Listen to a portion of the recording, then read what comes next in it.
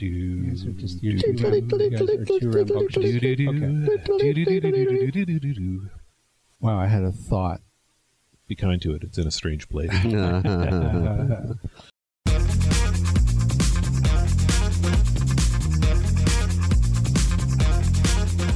Welcome to AT Banter, the podcast where we discuss anything and everything regarding the world of assistive technology.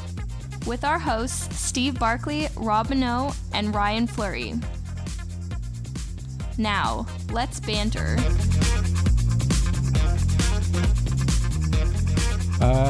Welcome, everybody, to yet another episode of AT Banter. Once again, I'm Rob Minot, and I'm being joined by Ryan Fleury. Hello. And Steve Barkley. Hi, I'm Steve Barkley. And we are... I don't know, I made that up last time. The AT Banter Boys. So, how are you guys? Just dandy. How are you? I'm great. I'd be happier if it was Friday, but it's Tuesday. That's true. You could have chosen to record on Friday, you know. Then it would have been Friday. Yeah, but then no one would be here. I would have been here. I'm here. I guess I'm here too. Well, so much for that theory. We'll work on that for next week. Well, you know what? Nobody knows that we're recording this on a Wednesday. Happy Friday, everybody. That's right. It's actually Tuesday. Happy Tuesday, everybody. Yeah, wait, I was going to say, whoa, I want to live in the world you are where it's a day ahead. No, I don't. Oh, actually, that's a good point. I've been planning for Wednesday. Let's see. What are we going to talk about this week? Well, Rob, I believe we're talking about assistive technology and assistive technology assessments. Well, that's handy because that's what we planned. That's great. That's Our notes will actually apply. Chad, before we get started on that, I had kind of sort of a semi-interesting story. I wouldn't necessarily call it an interesting story, but our boss was nice enough to buy us a new multimedia computer. Yay! Your boss rocks. He does. He kind of does. And it came preloaded with Windows 10, and I had to do some updates on it. And we were talking last week a little bit about Windows 10 and their security settings, and specifically the privacy settings. And I did really notice that this version of Windows 10 that's on this thing, it's Windows 10 Home, but I dug into. I wanted to change the update settings. Because I was having trouble running the updates. It kept giving me an error, so I thought I would set it to manual. First of all, I wanted to just go into the control panel and run it through there as opposed to running it through the Windows Update app, because I find the app is really flaky. And Windows Update no longer exists in the control panel. Well, and I think Microsoft, in its infinite wisdom, if you have the home operating system, they want to make sure that you as a home user are always up to date. And it's in your best interest to be up to date. Yeah, maybe that's it. Maybe in the Windows 10 Home Edition, Windows Update isn't in the control panel. I should actually check my workstation and see if it's that way on that one. But that kind of surprised me. But the other part of it is I dug into the privacy settings, and wow, everything is like there's no opt-in aspect to any of that stuff. It's all opt-out.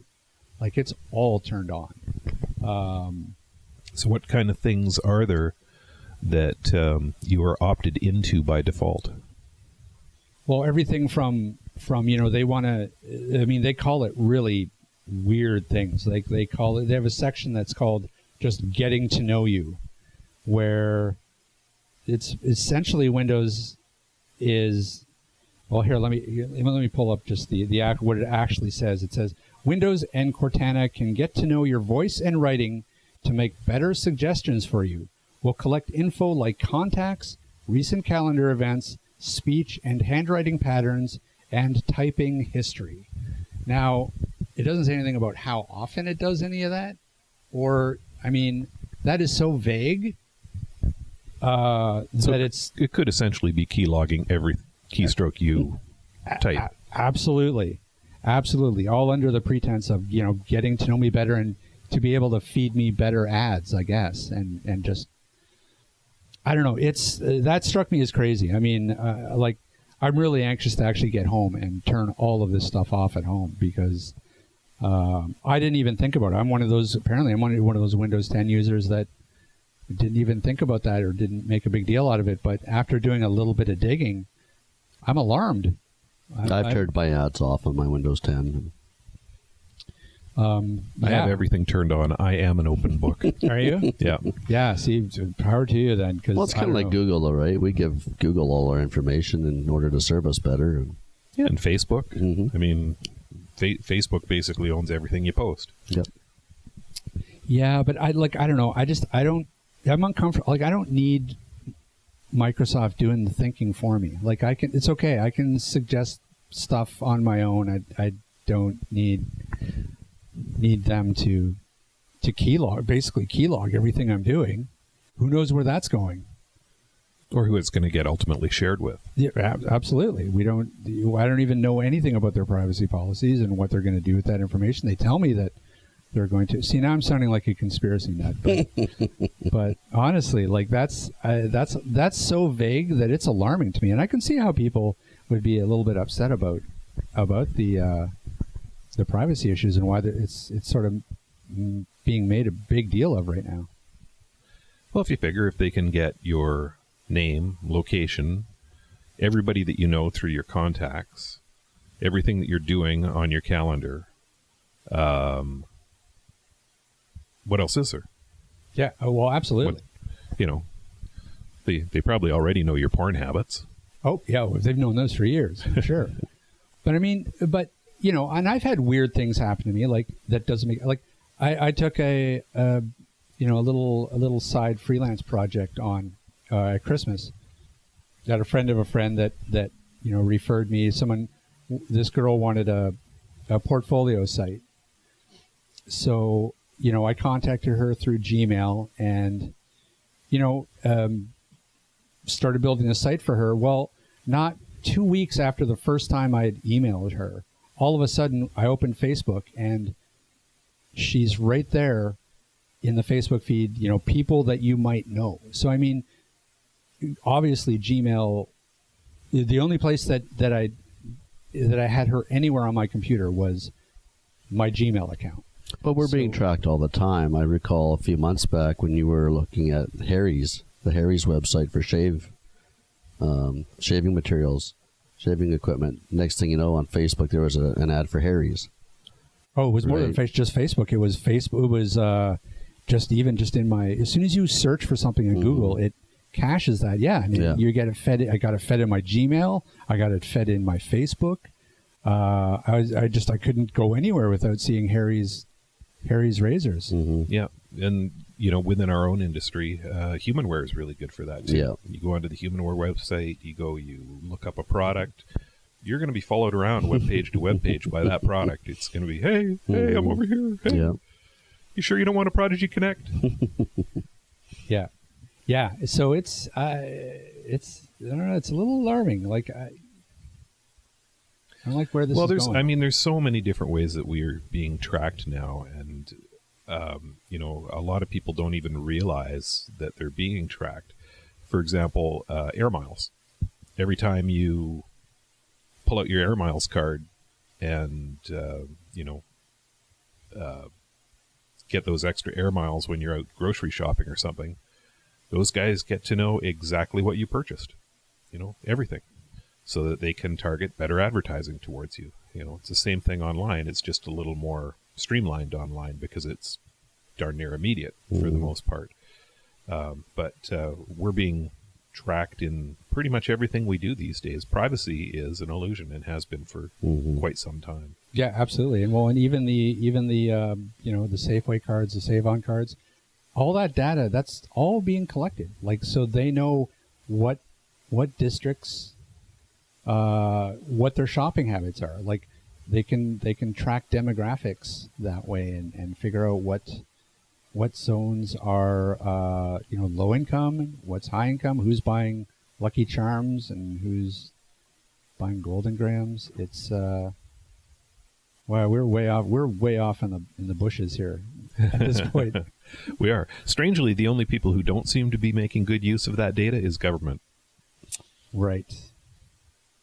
They seem to be giving up all the information.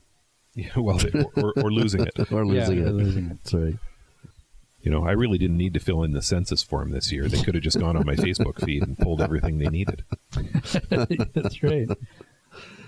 Yeah. Did you do the? I guess everybody has to, right? Like when that's how they do the census. Is there you just have to go to the website and. Linda did ours this year. I'm not sure if you have to go to the website. I think you can probably still do a paper one if you want to. Can you? But I know I did mine that way. I should say too. I mentioned Linda, the name Linda, last week too, and again just now. Linda is my wife. To those listening to the podcast. There you go. And who's Linda? Actually, is the only person that's listening to the podcast at the moment. No, we were up to like 11, 12, 13 people so far. Really? We are 13,000. Yes, that's what we meant. 13,000. That's right. We're getting there. All right. Well, all of you tell 2 friends, and they'll tell 2 friends, and so on. And so on. And so on. Wow, we just showed our age remembering that commercial. Yeah, totally did. You want to sing the Oscar Mayer Wiener song now? That's right. When you eat your Smarties, do you Do eat them Oh, last? yes. Do you suck them very slowly Or crunch them very fast? It's that candy-coated chocolate, so tell me when I ask. When you eat your Smarties, do you eat the red ones last? I was going to say, they just don't have good commercial jingles anymore, but then again, I don't know when the last time I've actually seen a commercial. That's right. You've probably been on Netflix too much. Yeah, absolutely. There's some good ones out there. There's some definite earworms. All right, well, let's move into one of the first stories that I thought we could talk about, which is it's a video, interestingly enough, from the Utah Office of Education. And it was just a short YouTube video about the process of considering AT. I'm assuming at a school level. I'm not sure if it's an elementary or high school level, or if it even really matters. But I think theirs is geared specifically towards post-secondary. Oh, okay.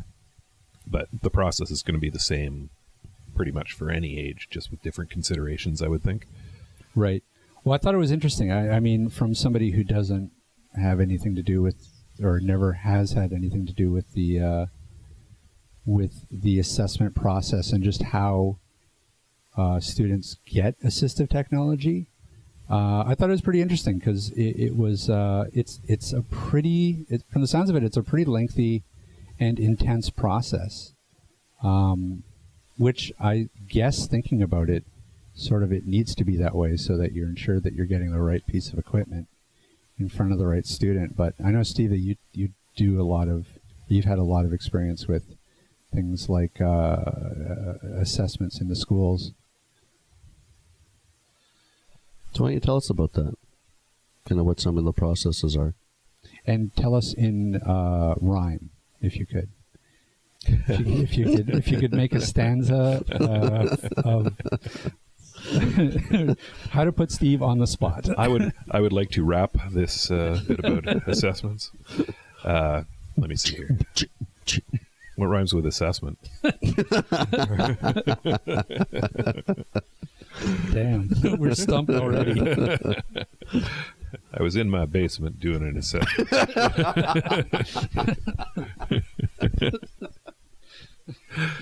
No, that's probably not going to work. Yeah. That's good stuff. Assessments.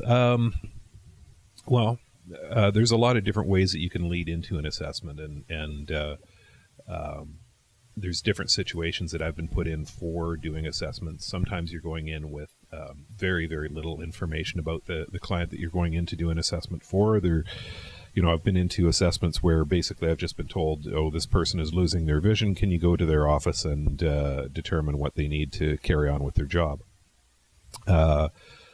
On the flip side of it, I've been into assessments where there's lots of information provided, medical histories, acuities, different information about, medical conditions that they might have.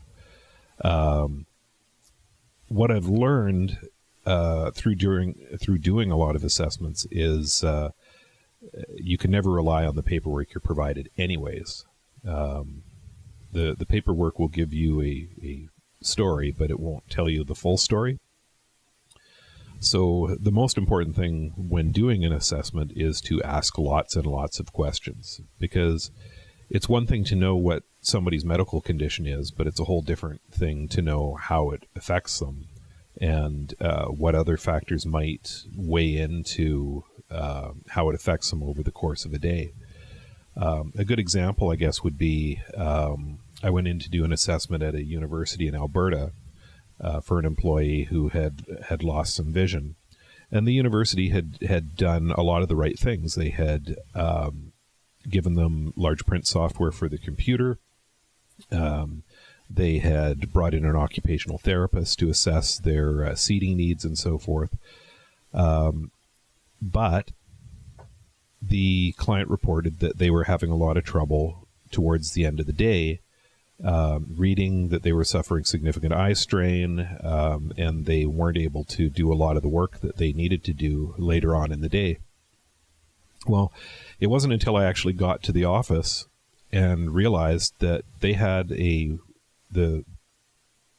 client sitting at a computer with the afternoon sun streaming through the window, which couldn't be blanked out. There were no blinds on it. And the sun was shining straight onto their monitor, which was washing out the contrast on their monitor. And as a result of that, they were straining to see what was on the monitor and developing eye strain as a result. So you could argue all day whether window blinds are assistive technology or not, but they sure were in this case. Because without them, that client just wasn't able to function in the afternoons. I see a lot of examples like that where a lot of the higher end assistive technology options have been considered for people, but the minor things haven't. Things like lighting. Lighting can be so crucial for somebody with a visual impairment.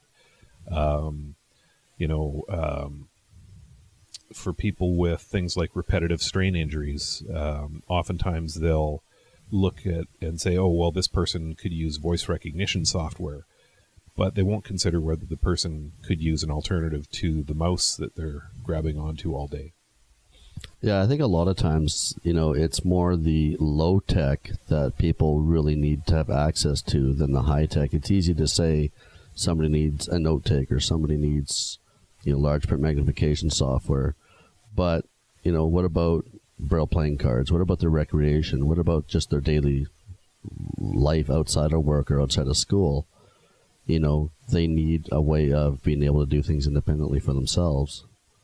And, a lot of times the low-tech solutions will do that for you. I mean, if you look at, as an example, some of the big banks in Canada, they have a stable of assistive technologies that are available to their employees. And when a manager who's working with an employee runs into a case where an employee needs some kind of assistive technology, they draw off of that stable of equipment. So they look at a book of what's available and they go, oh, well, they need one of these, one of these, one of these. And really they're just checking the boxes. They're going through the process that they feel they need to go through for that employee, but they themselves don't have enough experience to recognize where other types of less coherent assistive technologies could be useful. Things like lighting, maybe a different keyboard, different mouse, positioning of a monitor as opposed to just enlarging information on a monitor, things like that. And unless you've got an employee who's very good at advocating for their needs, you might not get a good solution out of the gate. And you can throw a lot of assistive technology, a lot of high-end assistive technology at somebody and still be unsuccessful because of minor considerations that weren't taken into account. Right. Well, no two people are the same, right? No two assessments are going to be the same. Yeah, that's very true. If you have two people and they both have macular degeneration, for example, which is one of the more common eye conditions that causes seniors in particular to lose vision, how that macular degeneration affects them, how far advanced it is a critical question. Mm-hmm. Because if one person has had it and it's been arrested fairly soon, they might still have a great deal of good functional vision, whereas another one might have had it and not had it arrested for a long time and lost significant vision. On paper, they might look the same, Right. but they're not going to function the same. No. So you have to know what questions to ask to come to a good recommendation for them. So last week we talked a little bit about wearable tech. We were talking about the new eyes, and that prompted this next article that we came across this week, which was from a fella named David Goodwin, who's on the editorial team of the AppleViz blog, entitled "My First Year with an Apple Watch." And it sounds like he's a blind user, and has had the first generation Apple Watch. The gist of the article is he was pretty underwhelmed. Mainly, it sounds like just because of the technical glitches. But I thought that might be interesting to talk about a bit, only because we were talking how wearable tech is interesting. But I think, the Apple Watch in and of itself, I think, has a lot of potential, AT potential. Probably even more than as a mainstream device. Well, I think they all do. The Apple Watch, the Android Gear watches by different manufacturers. There's a lot of potential for all of them. The big downside that I keep hearing about more and more is that, with the first-gen Apple Watch, it had to be paired to an iPhone. It wasn't a standalone device, other than maybe, I think, looking at the time. And the battery level just really didn't make it through a full day of use. So, I think it's the same with the Android Gear stuff as well, until they can actually have a device where you don't need to pair it with your phone or even have your phone with you. You can look at your messages, have your reminders, make a phone call, all through your wristwatch. There's talk that's coming, but until that comes, I don't think it's really going to take off. And I think, too, the prices need to come down as well. I saw a smartwatch project online yesterday called the Ray, which looks like it was a blindness smartwatch. But, it was $359. I think that was US. And I think the Apple Watch was around that, if not more. So, for a device that you still need to have, let's say, an iPhone paired to it, now you've got an expensive watch. You've also paid for your iPhone. It's getting pretty expensive to carry around multiple devices.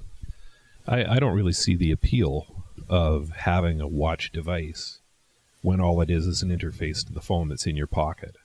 I mean, I know that people like the immediacy, the ability to just glance at their wrist, but for me, the downsides to having that outweigh the positives.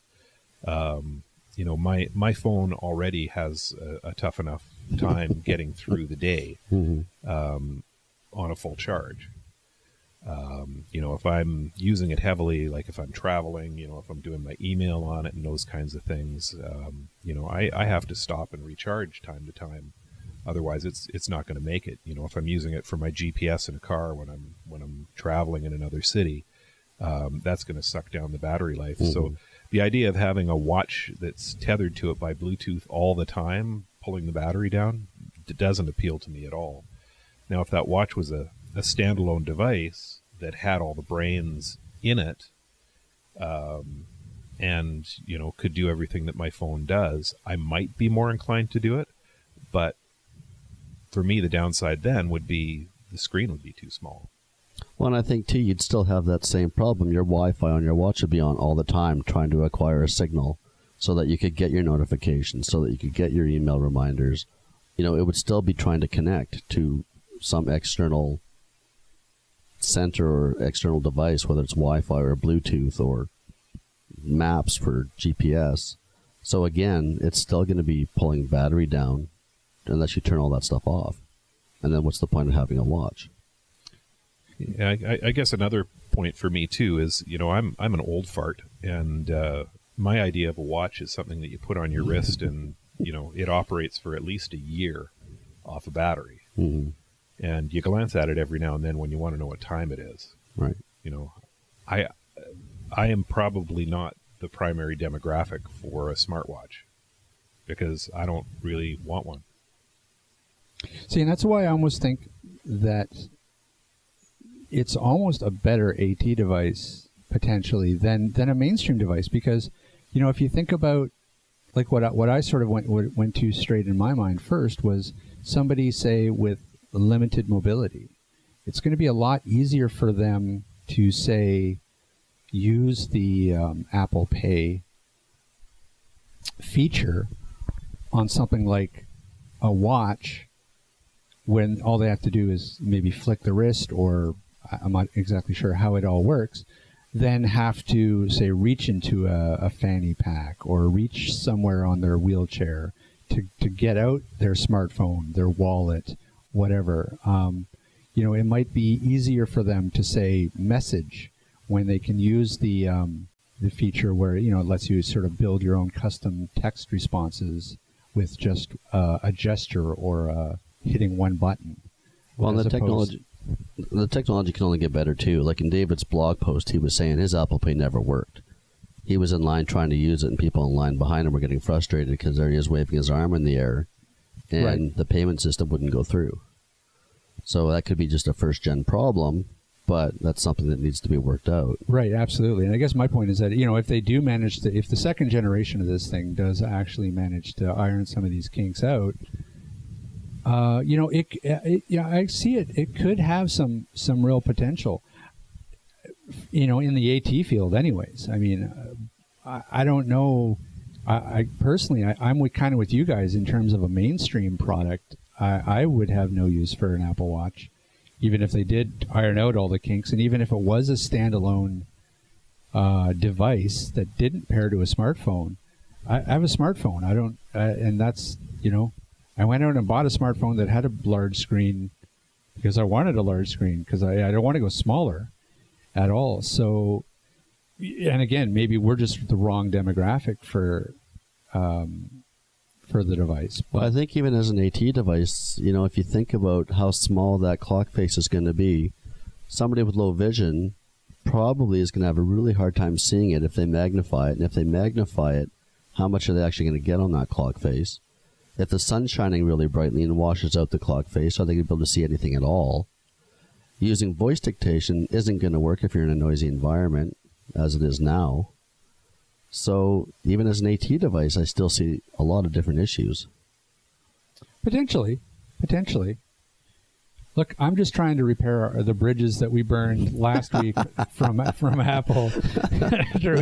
I'm trying Apple. Not just Apple. It goes for the Google Watch. It goes for all these different wearable devices, right? But I don't know. Like I kind of see like if there was a developer that could step in and take that Apple Watch template, I think they could potentially build a sort of a really useful piece of AT.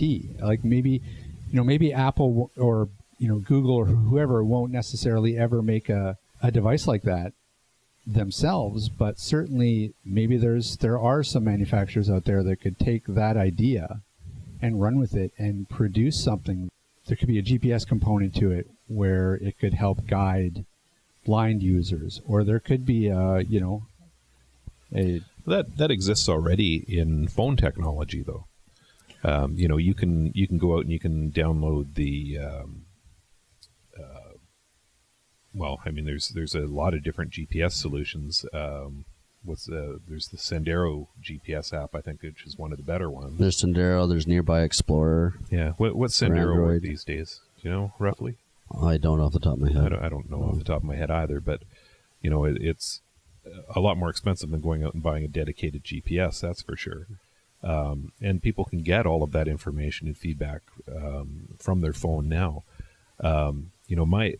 In terms of wearable tech to pair to a phone, For me, I really like the AfterShokz headphones. I've got a pair of AfterShokz headphones that I use primarily when I'm biking, but they keep your ears free. They give you all the auditory information that you could want off of your phone. They're very lightweight. The batteries last a good long time. Right. They're an excellent little wearable pairing to a phone. And if you need visuals, I'm going to look at my 7-inch screen. There's a 6-inch screen. I guess it's a 6-inch screen. Yeah, I almost think they're trying to pack too much into, let's say, an Apple Watch or an Android Gear Watch. For fitness tracking stuff, they've got the Fitbits and the Microsoft Bands and all these other devices out there. A watch does one thing well. It tells you the time. Does it really need to track your heart rate and how many steps you've taken and give you email notifications and calendar reminders? Your phone already does that. Yeah, I agree. I'm not a fan of the smartwatch for wearable tech. Well, and you guys aren't alone. David clearly feels the same way you do. So I guess I stand alone in my defense of what the Apple Watch could be. But we'll see. Maybe the Apple Watch will just go the same route as the Google Glass, and it'll just be a thing they tried. I don't know what the numbers are in terms of how many of these things they sold, but I think according to David's article, he mentioned that the customer satisfaction on these things it was up at 97%. So, and who knows whether that's just Apple fanboys? Yeah, I think that's kind of the cult of Apple, right? Let me ask you this question. When they come out with the second generation Apple Watch later this fall, would you be willing to spend $400 or $500 on a smartwatch? Yeah, see, I don't know. Or are you just going to look at your phone? Yeah, see, I don't know. I like my phone. I like using the phone, but it's another device. It is another device. Yeah, $400 or $500 put towards a new phone would actually probably serve me better. Absolutely. Yeah. Yeah, I'm saving up for a 4K TV, so nice. I'll put that in the 4K TV slushy fund. Yeah. So time will tell. Yeah, I wonder how much of this is really just, this product has been developed because Dick Tracy fans over the years have always thought it would be really cool to have a wristwatch phone. Mm-hmm. Yep. And I don't know. I think we're past that now. The 1940s era good idea of science fiction might not necessarily bear itself out in the real world in 2016. Yeah, well, I have always said that they need to be putting more resources toward the flying car. Absolutely. Where's my flying car? Yeah. I was promised flying cars. Where's my self-driving car? Where's my free trip to the moon? Yeah. Did you buy your plot on the moon yet? No, I haven't. We don't even have a frickin' underwater city yet. So I don't know what these scientists are doing. I know, Because right? they're not, none of this stuff's paying off. We don't have robots. Clearly they've dropped the ball. Sorry, we have robots, but we don't have robots that are any fun. Well, I guess a Roomba's kind of fun. A Roomba. Yeah, anyways, so yes, once again, science. I want a fembot. Fembot. Get me a fembot. That's right. What else? So what has happened this week? The Brown Note Touch Is shipping. is shipping. That's news. Woohoo! So somebody tell me about the Brown Note Touch. Well, the main difference between the Braille Note Touch and pretty near every note taker that has come along before it is the fact that you can get access to the Android platform through it. So they've taken all of the familiar keystrokes for Keysoft and they've essentially turned them into a screen reader that overlays over top of Android.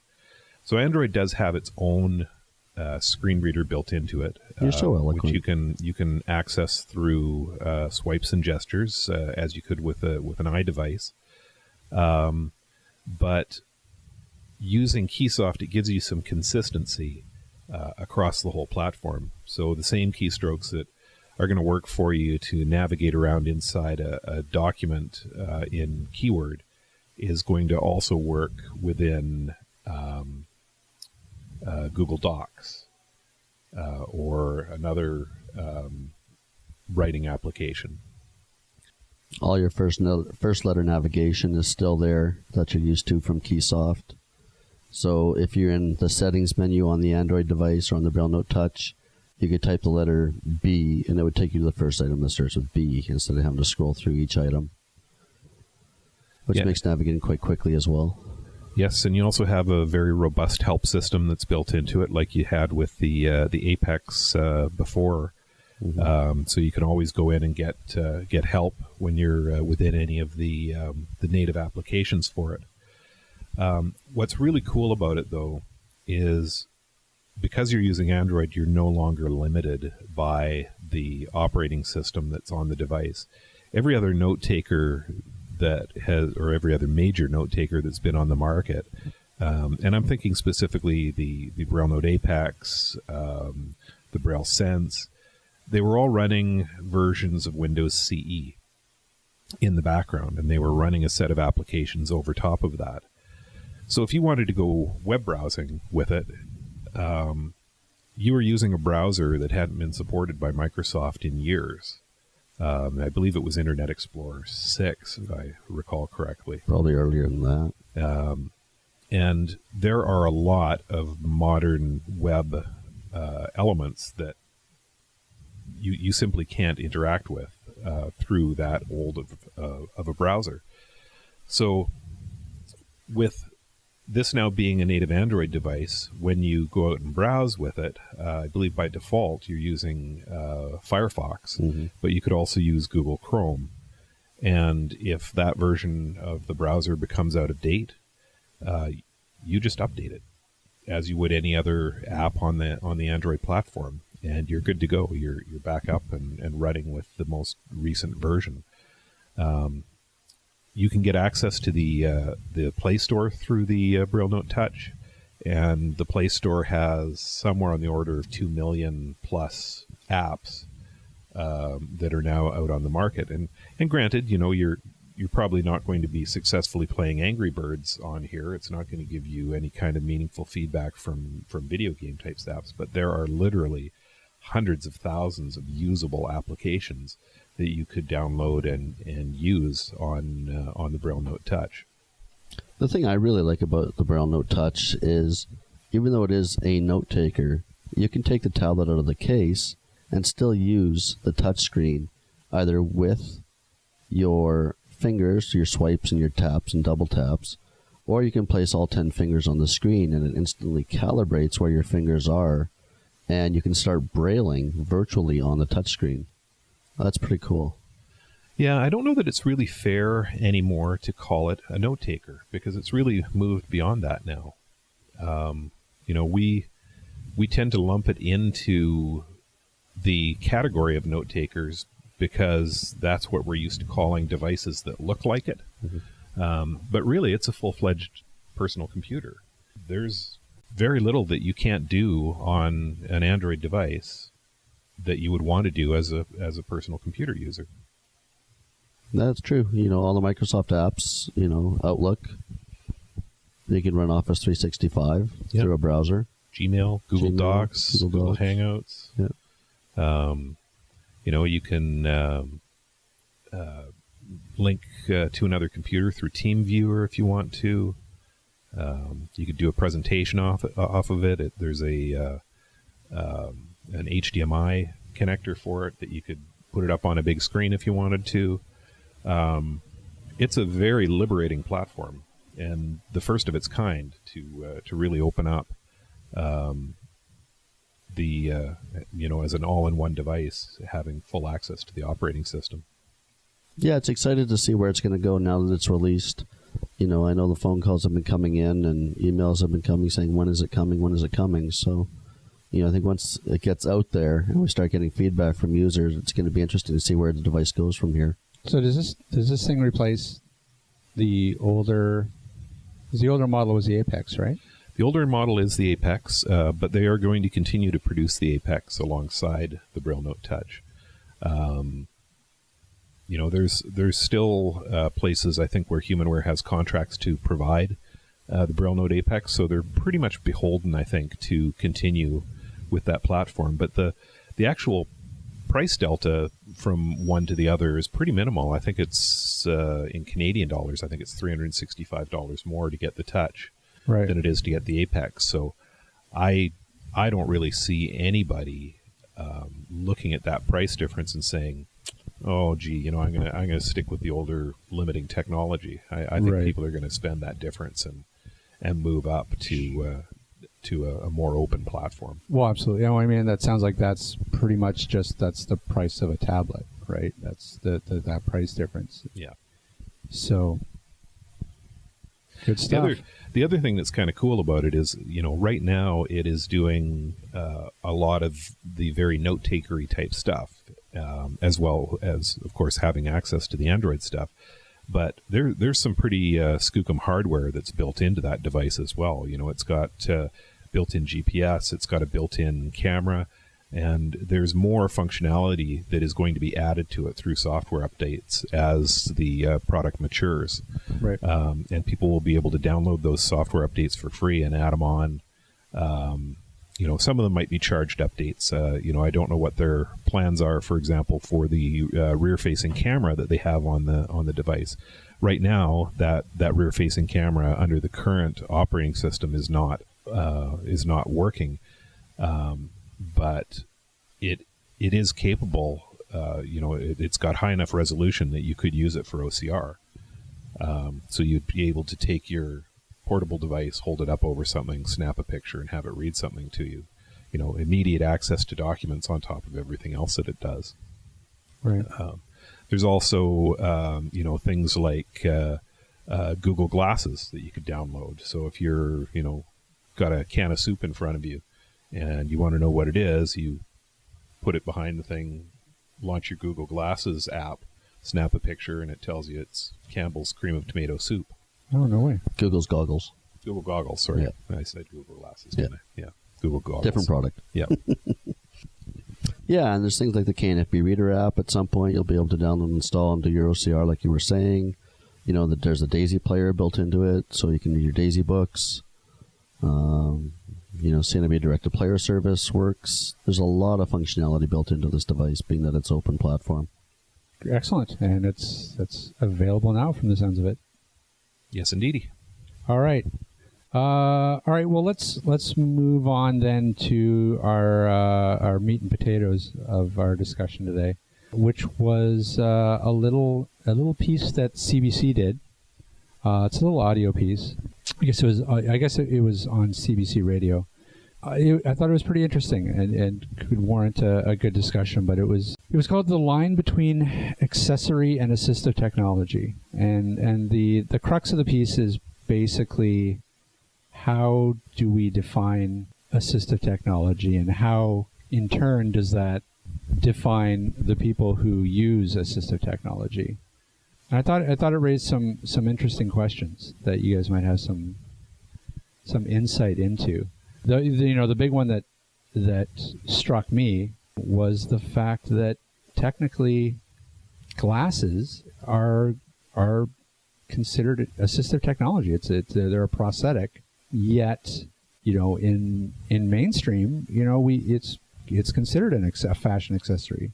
It's to the level where people have multiple pairs of glasses. People they're marketed as cool. I mean, it's a very different.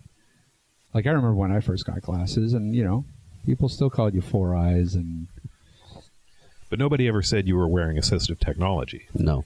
And I think that's absolutely. because assistive technology as a term is pretty new in the grand scheme of things. It probably, I think if we went back to maybe the 60s, 70s, that's probably where that term was coined to begin with.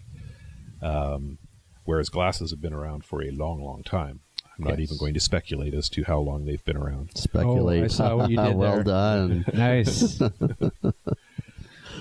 So it would be interesting to go back and try and find what the origin of the term assistive technology was, and maybe there's some amateur entomologist out there who can figure that out for us. But we haven't taken the time, so we didn't care that much. No, but it is interesting. The idea that what is if assistive technology is merely, and actually, let me just hold on. Let me pull up my notes here because I actually wrote this down.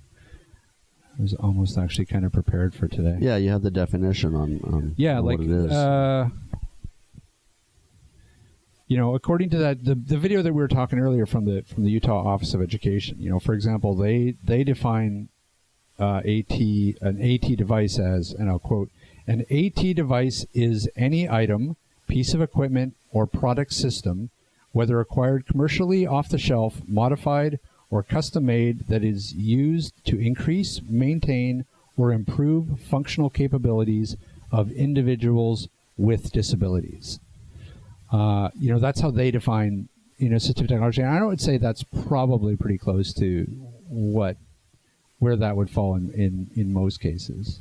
I think you made a good point earlier when we were talking about this as well, when you said that really they could have finished that sentence with of individuals. They didn't necessarily need to add on with disabilities, because really you have to, okay, you're using an assistive technology. You've got your visual prosthetic that you're wearing right now. Does that mean you have a disability? Well, you probably didn't self-identify as somebody with a disability when you did your income tax this year. Right. So there are dividing lines that we put in place when we say, okay, this person has a disability, this person doesn't. Oftentimes for vision, it might be legal blindness, 2200 or worse, right, or a limited field of vision. But I think assistive technology is more than just equipment for people with disabilities, because it can be for, mainstream audiences who don't necessarily identify as having a disability. And really, other than in terms of, services that you're accessing, or, how you want the government to treat you on your income tax, I don't think the term disability is all that useful these days anymore. It denotes kind of an exterior expectation as opposed to an individual's ability. So the exterior expectation of somebody with a visual impairment might be that, they're not going to be able to do things because they're blind or visually impaired. Whereas for somebody who is blind or visually impaired, it might take them different strategies to achieve what they're trying to achieve, but they're still capable of doing it. So, I just don't like the term disabilities, I guess. Yeah, well, I mean, I would agree with that. I mean, and I think that was sort of the driving point, I think, behind this article, was that, assistive technology, it can be used to actually label people that they have a disability, which in itself can be have a negative impact. But at the same time, I mean, it's a bit of moving the goalpost, because how do you define a disability? Where do we draw the line? Because really, I mean, you could say that Dr. Scholl's insoles is an assistive technology. Corrective footwear. The list goes on and on in terms of, nasal strips. Somebody snores, so you have to go by. That's an assistive technology. I mean, you can get pretty ridiculous when you start to redefine the terms. I've been doing a lot of work lately with site queues. It's a software as a service for websites that puts large print and speech output and some other options onto websites to make them more accessible. It's made by AI Squared, the same guys who make ZoomText. And they put a lot of research into their market and where they were going to direct this product. They found some really interesting statistics as part of that, but one of them that really stood out for me is that, and these are American numbers, so this is strictly in the United States, and it may vary country to country, but in the U.S., of the people who could make good use of an assistive technology, only 10% of those people actually own an assistive technology. So that would be, as an example, somebody who needed print enlargement. Only 10% of the people who need print enlargement actually have some sort of print enlarging system at their disposal at home or at work. That leaves 90% of the population out there who are functioning somehow without that assistive technology.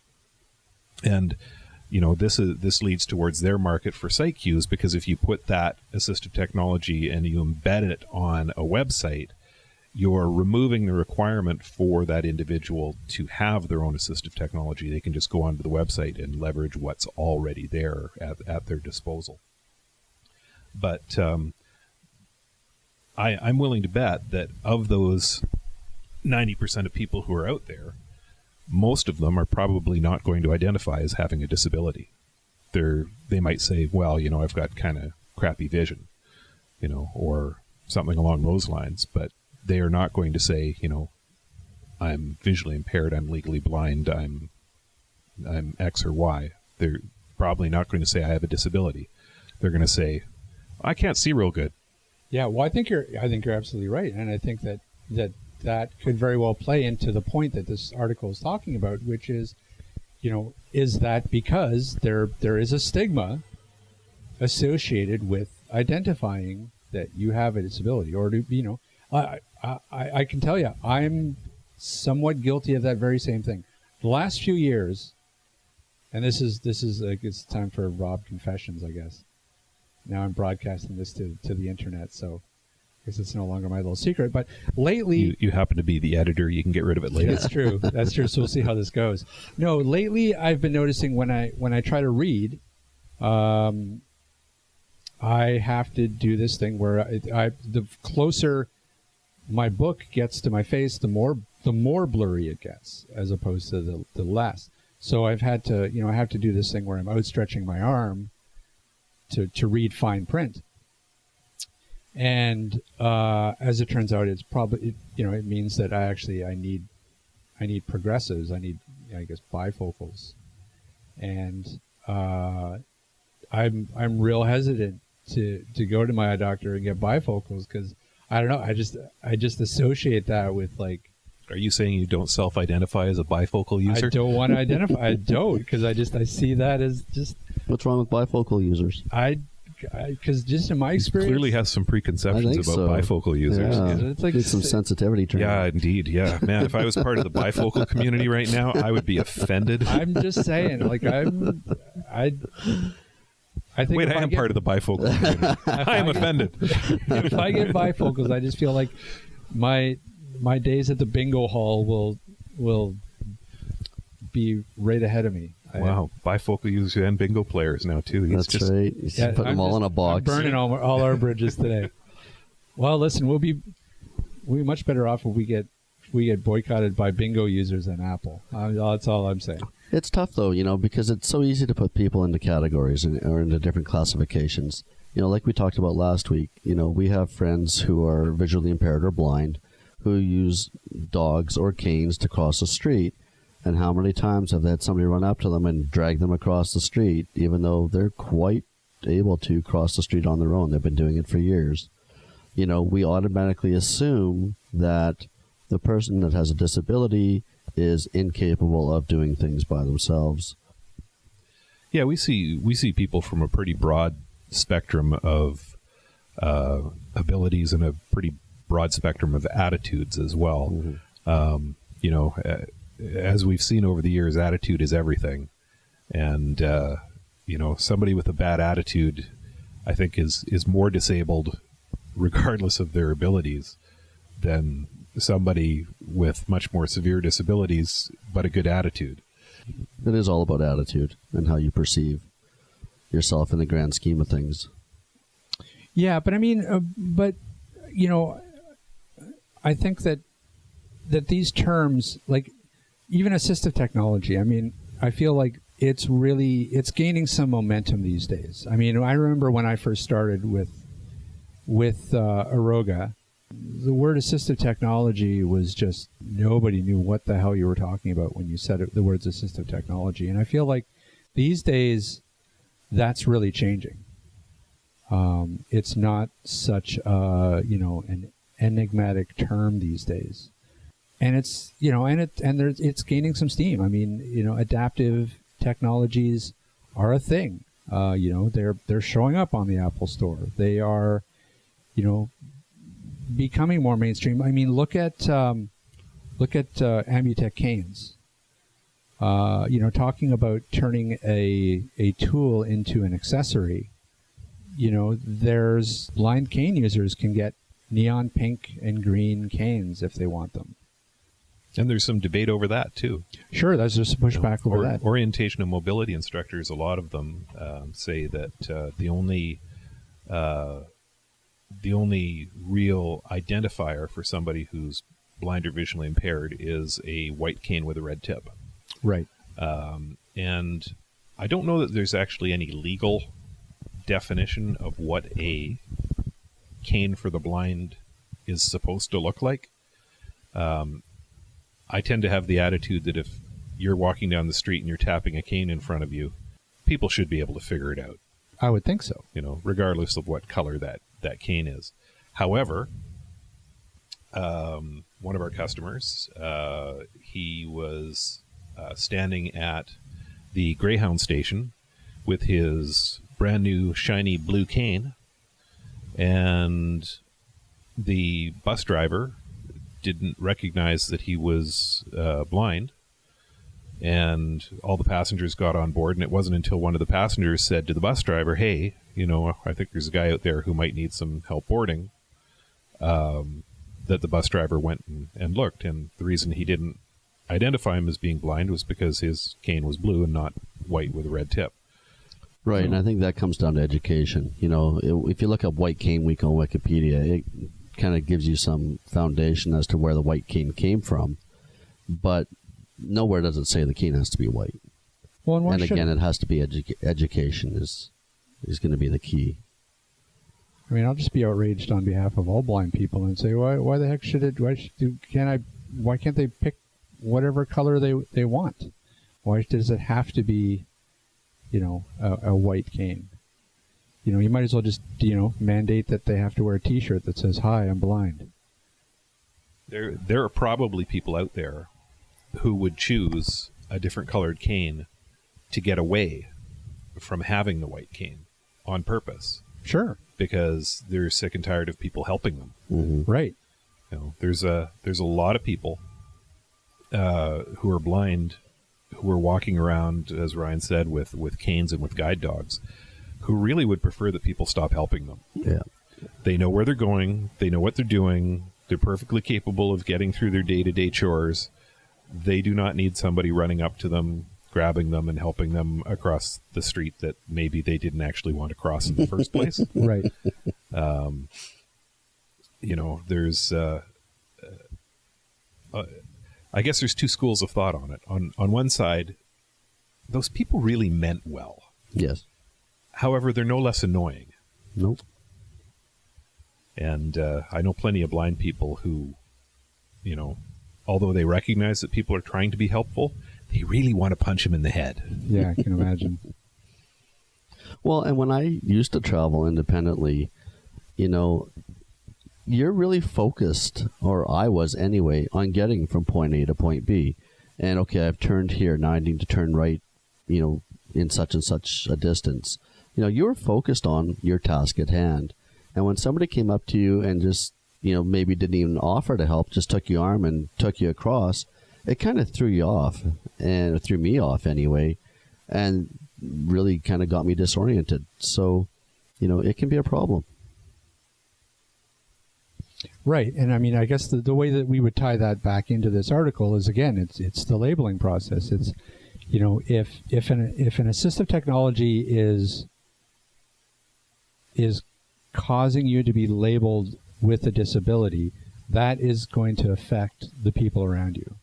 And maybe you could call it a form of discrimination if somebody leads you in a direction that you actually didn't want to go, or doesn't ask you before they try to help you. I mean, there's all kinds of, quote, discrimination.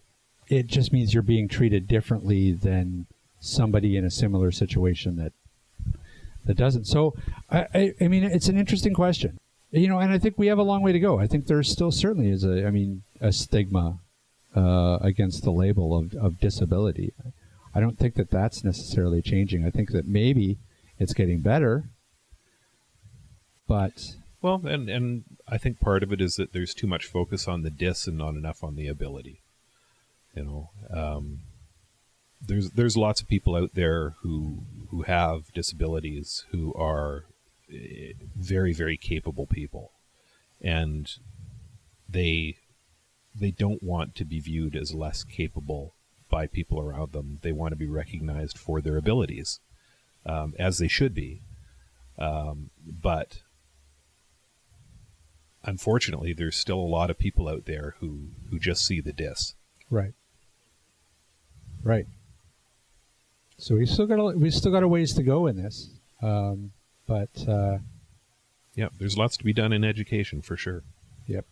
And even with all the education that you can, there's still going to be stupid people out there. The people who are going to walk up to a blind person and go, "Hi, how are you?" I've seen it. It's stupid. It does happen. Yes. So I don't think we're going to answer any questions today. No. But Probably not. It was a good topic. I thought it was interesting. So anybody who wants to check out the this article that we've been talking about, it'll all be in the show notes. We'll have links to all the stories and product that we've been discussing today. But I think that'll do for today. I think we've actually talked longer than we ever talk. I don't ever remember having you guys in my office talking to me for this long. Well, it's because we don't like to talk to you, Rob. Yeah, that's what I assumed. So just goes to show you, I put mics in my office and all of a sudden people talk to me. It's weird. Well, it's because of your attitude on bifocals. Yeah, you know what it is? For him, these microphones are an assistive technology. They get people to talk to him. Yes. Just for the record, though, the whole bifocal story was completely made up. I don't really need bifocals at all. Yeah, right. See, now he's in denial. Yeah, you're right. I'm in stage. Is that stage 2? I think so. I think negotiating comes next. When's the anger stage? That's what I'm looking forward to. I'll be out of your office by the time that happens. Well, I guess that's going to wrap it up for us today. One more thing we should add. The AT Banter podcast now has a website and an email address that you can reach us at. So for more information, Rob, you want to pass it along? Yeah, sure. You can catch us online at www.atbanter.com. And there you'll find our show notes. You'll find some the embedded player to listen to the podcast. And heck, you might even be there right now for all we know. But you can also email us at what was the email? atbanterpodcast@gmail.com. See, you're so smart, Ryan. Thanks, Rob. So all you outraged bifocal users out there, that's the email address to complain to. Exactly. All right. That's going to wrap it up for us today. So I've been Rob Minot. I'm Steve Barclay. And I'm Ryan Fleury. And thanks for listening in. And we will talk at you next week.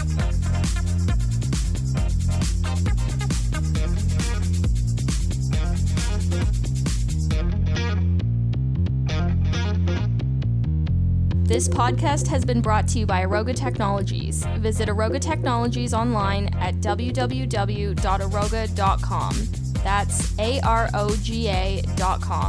Music provided by bensound.com.